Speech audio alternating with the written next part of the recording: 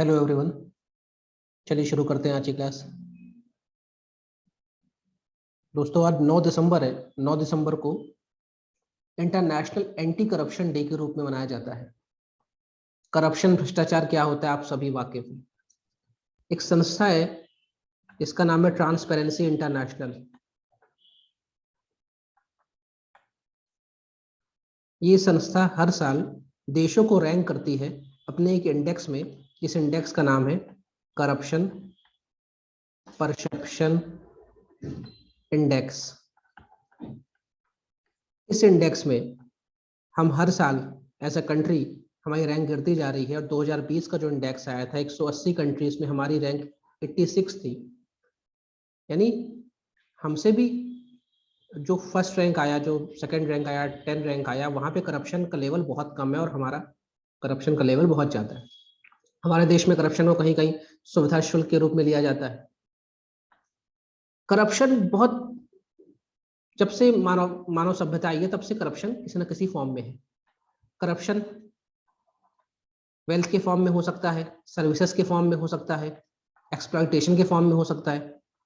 यानी जब कोई भी चीज, कोई भी थिंग, कोई भी सर्विस, कोई भी पैसा हम अगर लेजिटिमेट तरीके से ना देके इलेजिटिमेट तरीके से दिया जाए, यानी जो चीज जायज है उसके अलावा जो हम चीज करें उसे हम करप्शन कह सकते हैं। अगर ऑफिस में 7 घंटे का ऑफिस है और आप 4 घंटे काम कर रहे हैं, 3 घंटे काम नहीं कर रहे, ये भी एक तरह का करप्शन है। लेकिन यहाँ पे हम जिस करप्शन की बात कर रहे हैं वो मॉनेटरी रूप में है, यानी जिसे हम रिश्वत कहते हैं उसके रूप में। करप्शन को रोकने के लिए एक संस्था बनाई गई जिसका नाम है सेंट्रल विजिलेंस कमीशन। एक कमेटी थी जिसका नाम था के संथानम कमेटी, संथानम समिति या कमेटी। इसने रिकमेंडेशन दी कि हमें एक ऐसी संस्था चाहिए जो केंद्र स्तर पे रहे और वो करप्शन को रोकने का काम करे और जो भी लोग करप्ट प्रैक्टिसेस में हो उनको पकड़े और उनको जेल में डाले। इस संस्था का गठन हुआ 1964 में। CVC, central vigilance commission. यहाँ का जो मुखिया होता है उसका टेन्योर 4 साल का होता है और इसकी नियुक्ति राष्ट्रपति करता है। लेकिन करप्शन को लेकर मेरे देश में कोई कानून नहीं था। तो 1988 में प्रिवेंशन अगेंस्ट करप्शन यानी भ्रष्टाचार निरोधक कानून आया 1988 में। तब से हमारे देश में करप्शन को लेकर एक कानून है। उसके बाद 2014 में इंडिया अगेंस्ट 2011 में इंडिया अगेंस्ट करप्शन जो अन्ना हजारे का मूवमेंट था, उसके बाद देश भर में लोकपाल लोकायुक्त को लेकर बात चली और अब सेंट्रल लेवल पे लोकपाल है और इस राज्यों के लेवल पे लोकायुक्त है। ये सब भी करप्शन को रोकने के लिए, क्योंकि करप्शन पूरी सोसाइटी को खराब कर सकता है, करप्शन इकोनॉमी खराब करता है, करप्शन एज अ कंट्री आपको बर्बाद कर सकता है। करप्शन अगर ना हो तो स्वास्थ्य सेवाएं, शिक्षा, डेमोक्रेसी सब बढ़ेगा और अगर ये हो तो हमारे इन चीजों में गिरावट आएगी। तो 9 दिसंबर को इंटरनेशनल एंटी करप्शन डे के रूप में मनाया जाता है, ध्यान रखें। यूक्रेन इशू को लेकर बात करते हैं। इंटरनेशनल रिलेशंस का टॉपिक है, जीएस पेपर 2 का टॉपिक है, प्रीलिम्स पॉइंट ऑफ व्यू से बहुत इंपॉर्टेंट है। ये मैं आपको ले जा रहा हूं, भारत के नॉर्थ में ले जा रहा हूं और यहाँ पे आप देखेंगे भारत के ऊपर जाएंगे तो आपको बहुत बड़ा रशिया दिखेगा। ये रशिया की बॉर्डर है। ये जो रशिया है ये 1991 से पहले यूएसएसआर था और काफी बड़ा था, लेकिन 1991 में यूएसएसआर का विघटन हुआ और ये 13 अन्य देशों में टूट गया और रशिया बचा। रशिया के साथ दिक्कत यह है कि दुनिया का सबसे बड़ा ये देश है लैंड वाइज, लेकिन इसके पास बंदरगाह या पोर्ट नहीं है। अब आप कहेंगे सर आर्कटिक ओशन की तो पूरी जो तटरेखा इसके पास है, लेकिन आर्कटिक ओशन जो है वो जम जाता है, वो 12 महीने चालू नहीं रहता। तो इसे कैसा बंदरगाह चाहिए? वार्म पोर्ट या गर्म बंदरगाह, जहाँ पे 12 महीने पानी पानी ही रहे, बर्फ ना बने। और इसको लेकर ही काफी डेस्परेट है। जब तक यूएसएसआर था तो इसके पास काफी बड़े बड़े बंदरगाह थे जो कि गर्म पानी के थे, लेकिन 1991 में यूएसएसआर टूट गया, रशिया बना और बहुत सारे और कंट्री टूटे। उन्हीं में से एक कंट्री था यूक्रेन, जो कि 1991 में पैदा हुआ। इसकी राजधानी कीव है। इस यूक्रेन के पास सेवस्टोपोल नाम का एक बहुत बड़ा बंदरगाह है, वार्म वाटर का है। और ये जो इलाका आपको दिख रहा है ये ये जो एरिया है इसे हम कहते हैं, देखिए बिल्कुल अभी नाम हट रहा है,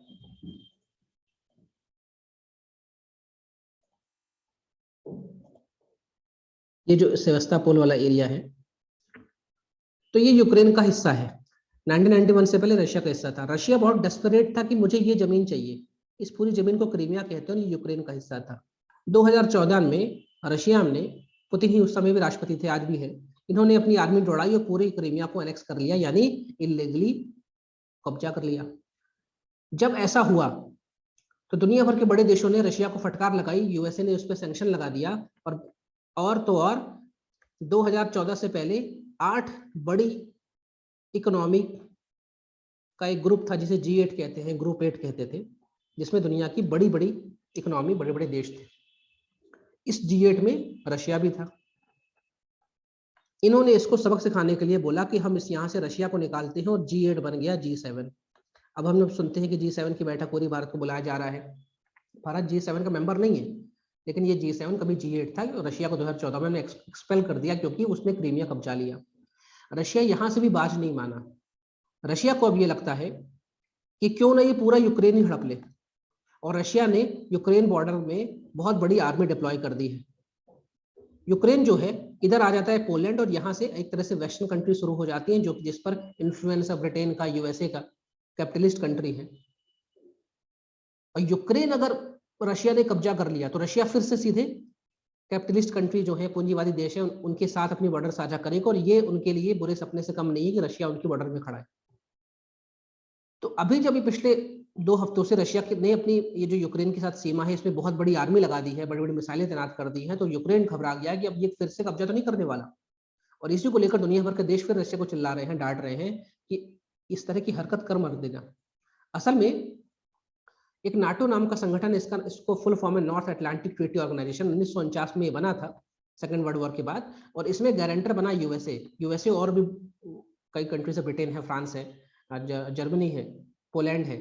ये गारंटर बना और उसने बोला कि भाई हम नाटो बनाएंगे, और ये नाटो में सबकी आर्मी रहेगी, संयुक्त सेना रहेगी, और किसी एक देश पे भी अगर अटैक होगा, नाटो के किसी एक देश पे भी अटैक होगा, तो वो अटैक सारे देश पे माना जाएगा। जैसे अलादीन ने 2001 में वर्ल्ड ट्रेड सेंटर पे उड़ा दिया, तो यूएसए पे अटैक था, यूएसए नाटो कंट्री है, तो ये माना गया कि यूएसए पे अटैक करना मतलब पूरी नाटो कंट्री पे अटैक करना, और फिर पूरी नाटो कंपनी, यानी सॉरी पूरे नाटो कंट्रीज की आर्मी एक साथ अफगानिस्तान में घुस गई लादेन को ढूंढने के लिए। तो अब यूनाइटेड स्टेट्स ये कह रहा है कि अगर रशिया आया और यूक्रेन को कब्जा किया, यूक्रेन पे घुसने की कोशिश की, तो ये ध्यान रखे कि नाटो तैयार है, और नाटो की अगर संयुक्त सेना आएगी तब रशिया कुछ कर नहीं पाएगा। लेकिन रशिया को लगता है कि 2014 में मैंने क्रीमिया को कब्जा लिया, तब तो इनकी नाटो कुछ कर ही नहीं पाई, तो अब क्या करेगी। तो ये एक इशू चल रहा है। रशिया बहुत डेस्परेट है यूक्रेन को कब्जाने के लिए। जब जब उसने यूक्रेन को आंखें दिखाई हैं, तब तब दुनिया भर की कंट्रीज आके रशिया को और यूक्रेन को साथ बैठा के बोलते भाई लड़ाई बंद करो। तो मिन्स्क एग्रीमेंट इंपॉर्टेंट होगा रशिया और यूक्रेन के रिलेशंस को मद्देनजर देखते हुए। मिन्स्क राजधानी है बेलारूस की, और बेलारूस की राजधानी मिन्स्क में 2 बार ऐसी बैठकें हुई हैं जहां पे ये बोला गया भाई रशिया अपनी आर्मी आप पीछे करिए, यूक्रेन को खाली छोड़िए। लेकिन यूक्रेन अभी बहुत सदमे में है कि कहीं रशिया उस पर अटैक ना कर दे। हमारे लिए इंपॉर्टेंट क्यों है? देखिए, यूक्रेन जब यूएसएसआर का पार्ट था, तो यूक्रेन एक तरह से डिफेंस हब हुआ करता था। डिफेंस हब मतलब बड़े बड़े सबमरीन्स यहाँ बनती थी, बड़े बड़े नेवल के जहाज यहाँ बनते थे, यहाँ पे मिसाइल्स बनती थी, यहाँ पे फाइटर प्लेन्स बनते थे। ये कह लीजिए यूएसएसआर का ये डिफेंस हब था। और आज भी इंडिया में रशियन मेड बहुत सारी सबमरीन है, कीव क्लास सबमरीन है, बहुत सारे हमारे पास फ्रिगेट्स हैं, बहुत सारे डिस्ट्रॉयर हैं, बहुत सारे एरोप्लेन्स हैं, सॉरी प्लेन्स हैं, फाइटर प्लेन्स हैं। वो सब यूक्रेन से ही बन के आए हैं। और आज भी हमें कोई पार्ट्स की जरूरत पड़ती है, कुछ रिप्लेस कराना पड़ता है, तो हम रशिया से ना बोल के यूक्रेन से बोलते हैं, क्योंकि अल्टीमेटली वो इलाका तो यूक्रेन के पास है। वो डिफेंस का मास्टर, वो डिफेंस के का जो हब है वो यूक्रेन था। तो यूक्रेन हमारे लिए इसलिए भी इंपॉर्टेंट है कि अगर रशिया ने यूक्रेन पे अटैक कर दिया और ये उथल पुथल होगी, तो बहुत सारे हमें जो पार्ट्स चाहिए, जो हमारे पास हेलीकॉप्टर से, जो हमारे पास फाइटर प्लेन्स है, वो सब हमें यूक्रेन से मिलते कि हमारी दिक्कत होगी। और दूसरा ये भी कि इस तरह की अगर घटनाएं हमारे जस्ट ऊपर होंगी तो हम किस तरह दुनिया के सामने मुंह लेके खड़े होंगे कि रशिया मेरा बहुत पक्का दोस्त है, मैं रशिया के राष्ट्रपति और बाकी पूरी टीम आई हुई है इंडिया। तो देखना काफी दिलचस्प होगा कि 2014 की तरह रशिया फिर से क्रीमिया, जिस तरह क्रीमिया कब्जा है, क्या उस तरह यूक्रेन में भी कब्जा लेकर लेगा, या इस बार यूएसए सिर्फ भपकी धमकियां नहीं देगा, नाटो सही में आएगा और रशिया को पीछे ढकेलेगा। खैर जो होगा वो देखने वाली बात होगी। लोकेशन आप ध्यान रखिएगा, यूक्रेन क्या है, उसकी राजधानी क्या है, रशिया की। अगली न्यूज में चलते हैं, मध्य प्रदेश को लेकर न्यूज है, जीएस पेपर 2 का पार्ट है, ज्योग्राफी का ये पार्ट है। देखिए हमारे देश का पहला रिवर लिंकिंग प्रोजेक्ट जो है वो केन बेतवा प्रोजेक्ट है। बहुत सालों से आप सुनते आ रहे हैं, लेकिन क्या इस पे सही तरीके से काम हुआ, काम शुरू हुआ? नहीं, काम अभी तक शुरू नहीं हुआ। डिक्लेयर हो गया था, शुरू नहीं हुआ। इसको नॉड मिल गया, मतलब इसको एक तरह से क्या कह सकते हैं, परमिशन मिल गई, यस हो गया है कि भाई अपना काम आप शुरू करो। देखिए केन और बेतवा दो नदियां हैं, और ये जो दोनों नदियां हैं ये यमुना में जाके मिल जाती हैं, लेकिन इनका कोर्स अलग है। जो केन है ये पन्ना के पास से ही निकलती है, और बेतवा जो है ये रायसेन के कुमरा गांव से निकलती है। अब दिक्कत ये है कि केन में है पर्याप्त पानी और बेतवा में है बहुत कम पानी, और ये दोनों जो नदियां हैं ये बुंदेलखंड को सींचती हैं, और बुंदेलखंड हमारे मध्य भारत में सबसे बड़ा सूखा इलाका है, डॉट प्रोन एरिया है। बुंदेलखंड में एमपी के भी जिले आते हैं, यूपी के भी आते हैं, और बुंदेलखंड बहुत प्यासा है, बहुत सूखा है, वहां पे ना पानी है ना इरिगेशन है, दिक्कतें बहुत है, लोग मर रहे हैं, लोगों की आय कम हो रही है, लोग पलायन कर रहे हैं, माइग्रेशन हो रहा है। तो सरकार ने बोला क्यों ना दो नदियों को जोड़ दे, भाई केन में है एक्स्ट्रा पानी, बेतवा में है कम पानी, केन का एक्स्ट्रा पानी बेतवा में चला जाएगा। इसे कहा गया रिवर लिंकिंग प्रोजेक्ट। और ये अटल बिहारी वाजपेयी का सपना था कि हमें अपनी नदियां जोड़नी चाहिए, यानी नदी जोड़ो परियोजना, ये उनका सपना था। अब सवाल ये है कि जो केन है ये गुजरती है पन्ना राष्ट्रीय उद्यान से, पन्ना नेशनल पार्क। ये पन्ना जिले में है, पन्ना और छतरपुर जिले में है। 1981 में ये नेशनल पार्क बना था, लगभग 550 स्क्वायर किलोमीटर में फैला हुआ है, और ये प्रोजेक्ट टाइगर के अधीन भी आता है। इसका मतलब ये प्रोजेक्ट टाइगर के अधीन आता है, इसका मतलब यहाँ पे आपको मिलेगा टाइगर। और जो केन नदी है ये पन्ना राष्ट्रीय उद्यान से गुजरती है। केन नदी एक चीज के लिए और फेमस है, यहाँ पे आपको मिलेगी घड़ियाल सेंचुरी, घड़ियाल सेंचुरी यानी घड़ियाल अभ्यारण्य। अब भाई नदी का एक रास्ता है, अब उस रास्ते को आप चेंज करेंगे तो अब ये जो पूरा एरिया है ये राष्ट्रीय उद्यान का एरिया है, इसका मतलब यहाँ बहुत बड़े पेड़ होंगे, घने पेड़ होंगे, अच्छा यहाँ पे कैनोपी एरिया होगा। तो जब आप रास्ता डाइवर्ट करेंगे तो पेड़ को काटना पड़ेगा। जब आप रास्ता डाइवर्ट करेंगे तो जब पेड़ कटेंगे तो हमारा इकोसिस्टम बिगड़ेगा, हमारा हमारा इसे कहते हैं फॉरेस्ट कवर बिगड़ेगा। और एक दो नहीं, लगभग 8 लाख पेड़ काटने से एनवायरमेंट वैसे भी हमारा इतना फ्रेजाइल है, हमारे पास वैसे ही पेड़ कम है, और ये मजबूत पेड़ भी 50 साल पुराने पेड़ को आप एक झटके में काट देंगे। तो बड़ा इसको लेकर बवाद चल रहा था कि करें कि नहीं करें, करें कि नहीं करें। लेकिन हमें एक लार्जर पिक्चर देखनी थी कि बुंदेलखंड सूखा है, बुंदेलखंड में पानी नहीं है, और बुंदेलखंड को जिंदा रखना बचाना बहुत जरूरी है। तो अल्टीमेटली सरकार ने ये कहा कि भाई जो लगभग 44,000 करोड़ का खर्चा है ये हम अप्रूव करते हैं और काम शुरू करिए। अब जब काम शुरू होगा तो सबसे पहले कटेंगे पेड़, और जब पेड़ कटेंगे तो कुछ लोग या जो इन्वायरमेंटलिस्ट हैं वो नाराजगी भी जाहिर करेंगे। तो ये देखिए ये है बेतवा नदी, ये बेतवा नदी का कोर्स है, आपको दिख रहा है ये है बेतवा नदी, और इधर पन्ना के पास से निकल रही केन नदी, पन्ना।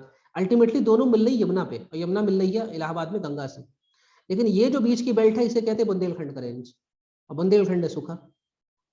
तो यहाँ पे हम एक ये नहर बना के इनको जोड़ेंगे, और इससे आप देखिए छतरपुर, बांदा, झांसी, महोबा, टीकमगढ़, पन्ना ये सब जिले लाभान्वित होंगे। तो बेनिफिट तो दोनों होगा, एमपी को भी होगा, यूपी को भी होगा। लेकिन अभी मैंने बोला केन में घड़ियाल सेंचुरी है, अगर केन में पानी कम होगा तो घड़ियाल कहाँ जाएंगे? और घड़ियाल जो है जो हमारी शेड्यूल 1 है उसमें आता है।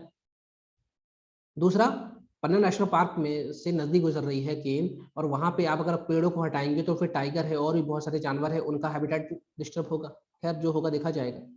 लगभग ऐसा कहा जाता है कि पन्ना राष्ट्रीय उद्यान के 10% पेड़ को काटना पड़ेगा, लेकिन इससे 230 किलोमीटर लंबी एक नहर बनाएंगे जो कि इन दोनों नदियों को जोड़ेगी, और इससे झांसी, बांदा, महोबा यूपी के और टीकमगढ़, पन्ना, छतरपुर एमपी के जिले लाभान्वित होंगे।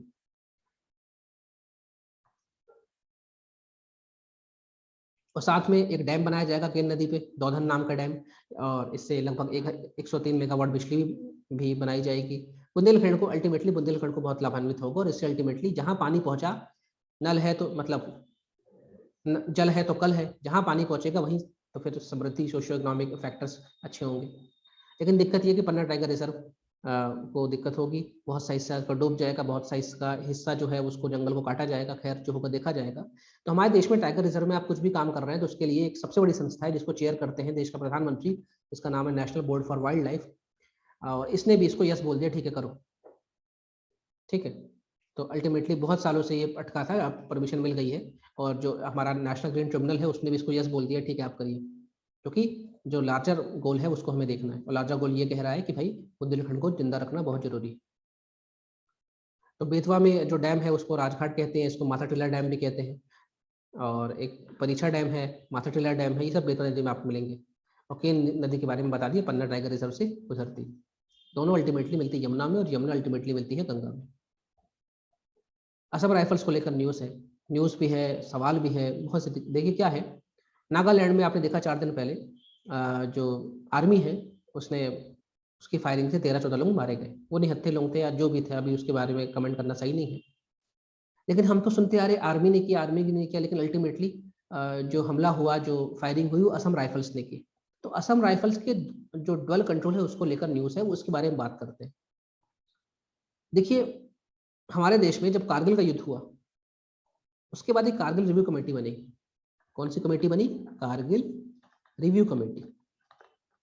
और उस कमेटी में बड़े बड़े मंत्री लोग भी थे और काफी बड़े बड़े ब्यूरोक्रेट्स थे। उन्होंने बोला, एक सुझाव दिया कि हमारी जो बॉर्डर है, बहुत देशों के साथ बॉर्डर है, पाक के साथ बॉर्डर है, म्यांमार के साथ बॉर्डर है, चीन के साथ बॉर्डर है। तो हमने ये फैसला किया कि एक देश एक आर्म्ड फोर्स, यानी पाक के साथ, पाक एक देश है पाकिस्तान, तो ये जहां जहां भी बॉर्डर लगाएगा वहां पे एक आर्म्ड फोर्स रहेगी। तो पाक के साथ जो आर्म्ड फोर्स खड़ी है उसे बीएसएफ कहते हैं।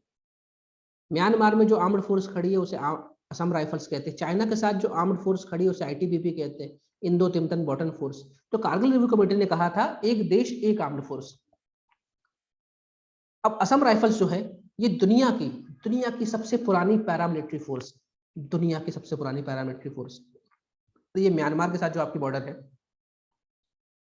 उसको ये, म्यांमार और भूटान के साथ, सॉरी म्यांमार के साथ जो बॉर्डर है उसको ये गार्ड करती है। दिक्कत ये है कि जो हमारे नॉर्थ ईस्टर्न जो स्टेट्स हैं यहाँ इंसर्जेंसी बहुत है। इसका मतलब यहाँ पे पहले तो ट्राइबल एरिया है, और ट्राइबल एरिया, और यहाँ पे इंडिपेंडेंस की काफी बात होती है, सेसेशन की बात होती है, यानी देश से अलग होना है। यहाँ पे उल्फा मिलेगा आपको, बहुत सारे और आतंकवादी संगठन मिलेंगे, और ये समय समय पे धूम धड़ाका करते रहते। तो सरकार को भी ये था कि भाई अगर उत्तर पूर्व में शांति चाहिए तो हमारे पास एक अच्छी आर्म्ड फोर्सेस की हो, और सबसे बड़ी बात जो आर्म्ड फोर्सेस हो वो फ्री हैंड काम करे। तो नॉर्थ ईस्ट में जो हमारे पास आर्म्ड फोर्सेस थी वो थी असम राइफल्स।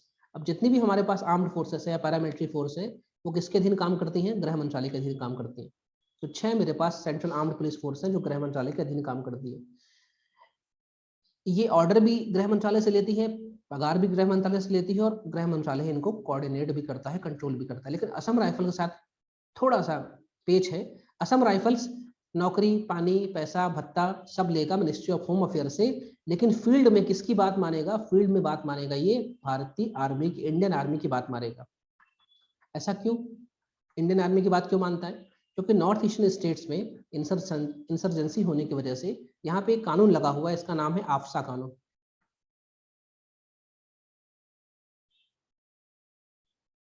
आफ्सा कानून, और ये कानून एक तरह का फ्री हैंड देता है इंडियन आर्मी को कि अगर आपको लग रहा है कि यहाँ पे डिस्टर्बेंस है, इंटरनल कुछ इशू है सिक्योरिटी का, तो आप ओपन फायर कर सकते हैं, आप फायर ओपन कर सकते हैं।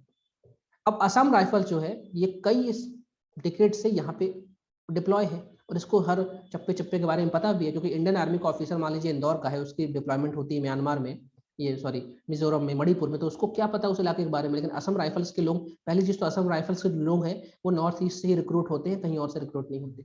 दूसरा, ये लंबे समय से यहाँ पे है तो इनको हर जंगल हर पहाड़ पता है, और जो हमारा नॉर्थ ईस्ट है वो प्लेन एरिया नहीं है, वहाँ बहुत सारी हिल्स हैं, बहुत सारे पहाड़ है, वैलीज है, वहाँ प्लेन एरिया बहुत कम है। तो इंडियन आर्मी ने हमारे देश के इंटरनल सिक्योरिटी को देखते हुए, इंटीग्रिटी सॉवरेनिटी को देखते हुए, नॉर्थ ईस्ट में पीस को देखते हुए ये तय किया था, सरकार ने तय किया था कि असम राइफल्स किसके आदेश मानेगी फील्ड में, इंडियन आर्मी के। और अभी जो नागालैंड में हुआ 4 दिन पहले, उसमें इंडियन आर्मी, जब हम लोग कह रहे हैं, असल इंडियन आर्मी नहीं थी, असम राइफल्स थी, जिसने ओपन फायर किया और 13-14 लोग मारे गए। तो फिर से ये हल्ला उठा कि असम राइफल्स के दो मास्टर क्यों हैं, असम राइफल के 2 मालिक क्यों हैं। भाई सारी आर्म्ड फोर्सेस की तरह असम राइफल्स को भी मिनिस्ट्री ऑफ होम अफेयर्स को दो ना। तो मिनिस्ट्री ऑफ होम अफेयर्स चाहती है कि भाई हमें भी असम राइफल्स का पूरा अधिकार चाहिए, और इंडियन आर्मी अधिकार छोड़ना इसलिए नहीं चाहती, तो इंडियन आर्मी कहती है असम राइफल्स पूरी तरह से तैयार है, मुस्तैद है, उसको पता है एक एक चीज, अगर हमने असम राइफल्स से कमांड छीन ली तो हम यहाँ पे नॉर्थ ईस्ट में शून्य हो जाएंगे, हम कंट्रोल नहीं कर पाएंगे इंसर्जेंसी। और आपने देखा 1 महीने पहले मिजोरम में एक कर्नल और उसके परिवार को मार दिया गया था। तो यहाँ पे छुटपुट घटनाएं होती रहती हैं। और अभी जो 4 दिन पहले नागालैंड में हुआ था, जो कोन्याक ट्राइब के लोगों को मार दिया गया था, अब क्या हुआ कैसे हुआ उसके ऊपर तो जांच चल रही है, फिर कमेंट करेंगे उसके बाद पे। और इसी को देखते हुए वहाँ के जो नेफ्यू रिफ्यू हैं, वहाँ के चीफ मिनिस्टर हैं, वो भी मुखर हो गए कि भाई ये Assam rifle ministry of home affairs के अंदर क्यों नहीं डालते हो, आर्मी क्यों इनको कंट्रोल करती है। तो ये एक विवाद है कि असम राइफल्स इकलौती ऐसी आर्म्ड फोर्स है जो सर्व कर रही है 2 मास्टर्स को। सारा अपना जो भी एडमिनिस्ट्रेशन है वो मिनिस्ट्री ऑफ होम अफेयर्स का लेती है, लेकिन जो कि ऑर्डर है, फील्ड ऑर्डर है, वो किसका उठाती है, इंडियन आर्मी का उठाती है। बाकी एसएसबी की बात करें तो नेपाल बॉर्डर में खड़ी हुई है, नेपाल भूटान बॉर्डर में आईटीबीपी चाइना को देख रही है, सीआरपीएफ इंटरनल देख रही है, बीएसएफ पाकिस्तान को देख रही है। यानी 1 नेशन 1 आर्म्ड फोर्सेस है, लेकिन यहाँ पे 2 मास्टर वाला कॉन्सेप्ट है। इसको लेकर बहुत विवाद चल रहा है, और अल्टीमेटली आर्मी छोड़ना नहीं चाहती है अपना इसके ऊपर अधिकार, और जो कि वो कह रही है कि अगर हम छोड़ देंगे, Assam rifles ministry of home affairs संभालेगी, तो फिर नॉर्थ ईस्ट को हम सुरक्षित नहीं रख पाएंगे। मिनिस्ट्री ऑफ होम अफेयर्स कहती है कि जब हम पेमेंट दे रहे हैं, हम प्रमोशन दे रहे हैं, हम सब इनका काम देख रहे हैं, तो हमको ही कंट्रोल दो ना। यानी एक पावर टेसल चल रहा है। और इसी को देखते हुए नागालैंड में घटना हुई थी। नागालैंड का जो स्टेट फेस्टिवल, नागालैंड का स्टेट फेस्टिवल है हॉर्नबिल। हॉर्नबिल एक पक्षी होता है। ये 1 से 10 दिसंबर को ये फेस्टिवल मनाया जाता है, और इस फेस्टिवल को रद्द कर दिया गया, सस्पेंड कर दिया गया। क्यों? क्योंकि नागालैंड में ये घटना हो गई थी, निर्दोष लोग मारे गए थे। तो ये जो हॉर्नबिल फेस्टिवल है, 2 साल पहले प्रधानमंत्री मोदी भी इसमें शामिल होने गए थे। इसे कहते हैं फेस्टिवल ऑफ द फेस्टिवल, यानी त्योहारों का भी त्योहार है ये। और ये हम ट्रिब्यूट किसको देते हैं? हॉर्नबिल को। हॉर्नबिल एक चिड़िया है जो कि नागा ट्राइब में काफी मान्यता है। और हॉर्नबिल फेस्टिवल ये समझ लीजिए, जिस तरह भील एमपी में भील ट्राइब का भगोरिया होता है, उस तरह नागा ट्राइब में हॉर्नबिल बहुत ज्यादा वर्ल्ड फेमस फेस्टिवल है। दुनिया भर के देश लोग आते हैं यहाँ पे इसको देखने। और इसको शुरुआत 1963 से की गई थी, और उस समय जो हमारे राष्ट्रपति थे डॉक्टर सर्वपल्ली राधाकृष्णन, जिनके बर्थडे को हम टीचर्स डे के रूप में मनाते हैं, उन्होंने इसकी शुरुआत की थी। इसको भी रद्द कर दिया गया है, और ये काफी बड़ा इशू हो रहा है। आर्म फोर्सेस को लेकर जो एक्ट बना है उसको लेकर हो रहा है कि इसको रिपील किया जाए। ये जो असम राइफल्स का कंट्रोल है, 2 लोग कंट्रोल कर रहे हैं, इसको रिपील किया जाए। बहुत अभी इसमें चलेगा, और इस पर न्यूज़ बनती रहेगी, समय समय पे हम करते रहेंगे। तो नागालैंड जो है, नागालैंड की राजधानी आपको मिलेगी कोहिमा। और नागालैंड में सिर्फ नागा ट्राइब्स नहीं रहती, नागा के अलावा और भी ट्राइब्स रहती है, लेकिन जो सबसे ज्यादा संख्या में ट्राइब है उसे वो नागा है, इसलिए हम उसको नागालैंड कहते हैं। अब केन रिवर को लेकर सवाल है कि केन रिवर किन किन राज्यों से बहती है? MP Chhattisgarh UP, MP Gujarat Rajasthan, MP Maharashtra. तो पूरी कहानी पढ़ के समझ में आया होगा कि ये एमपी यूपी में बहती है, और अल्टीमेटली केन किस में जाके मिल जाती है? यमुना नदी पे मिल जाती है। कल हमने अपने सीडीएस को खो दिया, चीफ ऑफ डिफेंस स्टाफ को खो दिया, इनको लेकर न्यूज।